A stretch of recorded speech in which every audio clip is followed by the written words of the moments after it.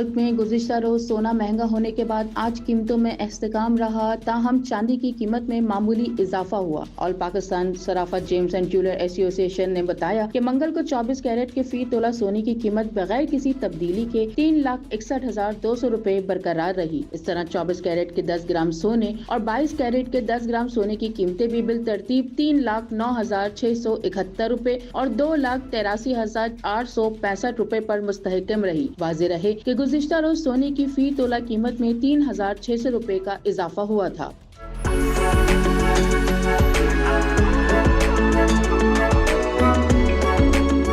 ताहम चांदी की कीमतों में इजाफा हुआ, जिसके मुताबिक फी तोला चांदी 23 रुपए इजाफे के साथ 4,035 रुपए, जबकि 10 ग्राम चांदी 20 रुपए बढ़कर 3,449 रुपए हो गई।